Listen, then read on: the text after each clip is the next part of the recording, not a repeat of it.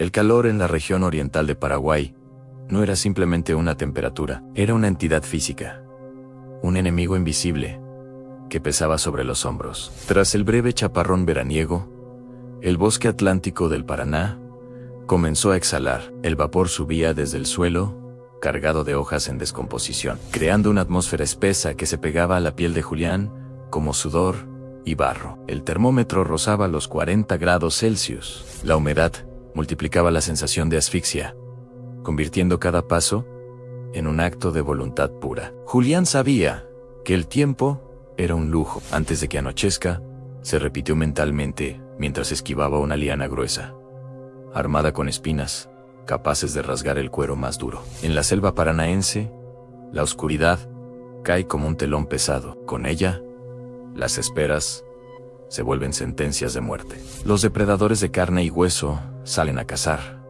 pero los depredadores de espíritu, nacidos Yitao, se vuelven omnipotentes. Un lugareño, con los ojos desorbitados por el terror, juró ver un destello rubio, casi metálico, entre el follaje de los lapachos anera, el Jayzi Yatir. Poco después, el grito de una madre confirmó la tragedia en su hijo, de 6 años. Santi había desaparecido. Santi desapareció bajo un mango durante la siesta, esa hora en la que los hombres duermen y los monstruos caminan. Julián sabía que los niños raptados por el duende a menudo aparecían días después, consumidos por el hambre y la sed. Otros aparecían con la mirada vacía, despojados del habla por el bastón de oro, convertidos en cáscaras que solo sabían silbar. Mientras el resto de los hombres del campamento, un grupo de peones y cazadores locales, ubicado a varios kilómetros, aún discutían a gritos qué dirección tomar. Perdiendo el tiempo en supersticiones y miedos, Julián ya seguía un rastro invisible para el ojo humano.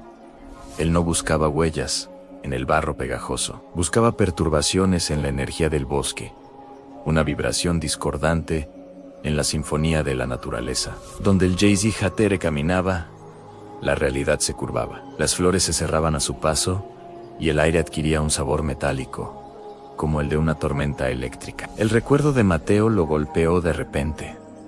Una punzada de dolor frío en medio del calor sofocante. Veía la cara del niño volviendo a su forma humana, en el aserrín ensangrentado del granero. Esa deuda personal, ese fracaso que aún le pesaba en el alma, era el motor de su agilidad. A sus 27 años, con el cuerpo marcado por cicatrices de garras y maldiciones, Julián se movía con una destreza felina. Saltaba troncos secos colonizados por hongos fosforescentes y se deslizaba entre la vegetación, exuberante sin quebrar una sola rama, sin alterar el vuelo de una mariposa. De pronto, el sonido lo detuvo en seco. Un silbido largo, agudo y ondulante rasgó el aire denso. No era el canto de un ave común, ni el silbo del viento entre las cañas. Empezaba como una nota dulce, una nana melódica, que invitaba a cerrar los ojos y dejarse llevar, para terminar en un tono metálico,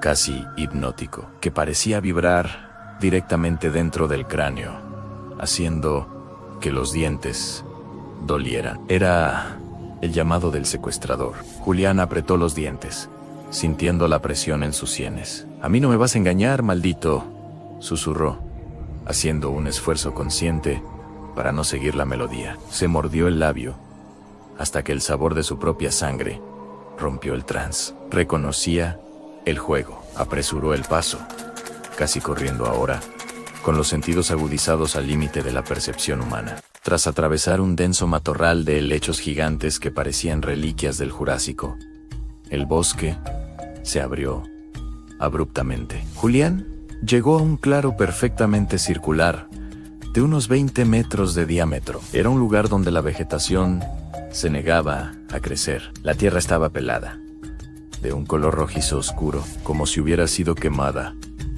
o como si la vida misma temiera echar raíces allí. El aire en ese lugar estaba extrañamente frío, un contraste violento con el horno de la selva exterior. El silencio era absoluto. Ni un insecto zumbaba, ni una rama crujía. Era un vacío acústico, una burbuja fuera del tiempo.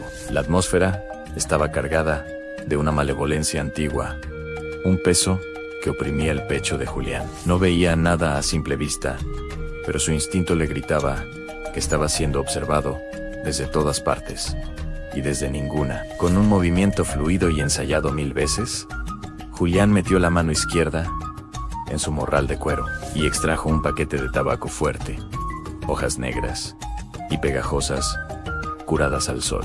Julián extendió la mano izquierda con el tabaco, ofreciéndolo al vacío del claro. Sabía que el Jayzi Yatir, a pesar de su poder para enloquecer a los hombres, compartía una debilidad infantil, el deseo por las ofrendas. «Toma, pequeño señor de la siesta», pensó con una ironía amarga Anaky, «tienes tu pago. Devuélveme al niño». Sucedió entonces. El aire, frente a él, se distorsionó como el calor que emana del asfalto al mediodía. De la nada, como si se filtrara a través de los poros de la realidad, surgió la figura. Parecía un niño de unos 12 años, de una belleza casi angelical, que resultaba inquietante por su perfección. Sus cabellos eran tan rubios que no parecen pelo, sino hilos de oro puro tejidos con rayos de sol, emitiendo una luz propia. Vestía apenas un taparrabos de fibras naturales, y en su mano derecha sostenía un bastón de oro, una vara delgada que latía con energía.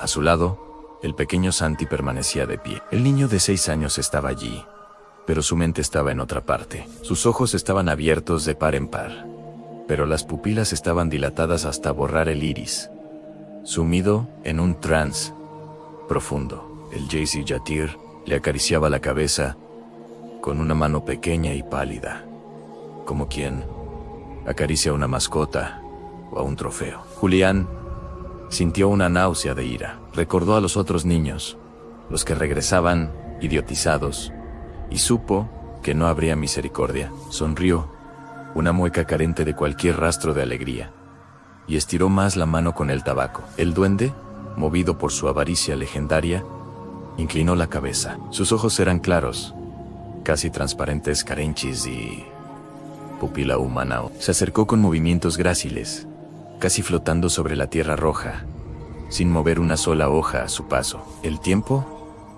se dilató. Julián podía oír los latidos de su propio corazón, lentos y pesados. El Jayzi Yatir estaba a menos de 2 metros. En el instante en que el duende extendió su mano pequeña para tomar las hojas de tabaco, Julián actuó. Fue una explosión de violencia contenida. Julián usó el tabaco como distracción para golpear el brazo del duende. Desvió el bastón de oro lejos del cuerpo de la criatura. El bastón cayó al suelo y el claro vibró con un sonido metálico. Antes de que la criatura pudiera parpadear, Julián lanzó una estocada ascendente. Era el golpe del cazador. El puñal de acero bendito entró por debajo de la mandíbula del duende. La punta atravesó la garganta y la corona de cabellos dorados. El grito que escapó de la criatura no fue humano ni animal. Fue un chillido sónico que pareció desgarrar la realidad misma. El cuerpo del duende comenzó a convulsionar violentamente en el aire, sostenido únicamente por el puñal de Julián. Bajo el efecto del acero sagrado, el disfraz de niño hermoso comenzó a derretirse. El rubio angelical desapareció, dando paso a una sucesión vertiginosa de figuras en sombras alargadas que intentaban rodear a Julián. Rostros de ancianos marchitos, con piel de corteza de árbol, y formas animalescas de ojos amarillos que se retorcían en una danza melancólica de muerte. Era la esencia de la criatura, intentando encontrar una forma que el acero no pudiera herir. Pero el puñal de Julián estaba anclado en su centro mismo. Finalmente, la energía se agotó. La figura se desvaneció en un suspiro de humo negro, un residuo de maldad que fue absorbido por la tierra roja, dejando tras de sí solo un olor a quemado y el bastón de oro, que se convirtió en una rama de madera podrida. El pequeño Santi cayó de rodillas al instante, como si le hubieran cortado los hilos que lo sostenían. Empezó a parpadear con fuerza, el negro de sus pupilas retrocediendo para revelar unos ojos marrones, llenos de lágrimas. El color regresó a sus mejillas, y el niño emitió un sollozo humano, real, rompiendo el silencio del claro. «Mamá», susurró el pequeño, mirando a Julián con miedo, pero con conciencia. Julián guardó su puñal, que goteaba un líquido negro y espeso que se evaporaba antes de tocar el suelo. Se acercó al niño y lo cargó en brazos. Santi pesaba poco, pero para Julián representaba el peso de una redención parcial. La caminata de regreso fue larga. La noche ya había caído y la selva estaba viva con los sonidos de los jaguares y los búhos. Pero Julián caminaba sin miedo. Llevaba al niño cargado en sus brazos, protegiéndolo de los insectos y del frío súbito de la oscuridad. Cuando Julián entró en el perímetro del campamento, donde las hogueras luchaban contra las sombras, el silencio que se produjo fue absoluto. Los hombres, que ya estaban organizando una partida de búsqueda, que todos sabían inútil, se pusieron en pie lentamente. Sus rostros reflejaban una mezcla de asombro, incredulidad y un terror sagrado. Nadie regresaba de un encuentro con el Jayzi Yatir una vez puesto el sol. Nadie traía de vuelta a una presa con la mirada intacta. La madre de Santi corrió hacia ellos, rompiendo el círculo de hombres.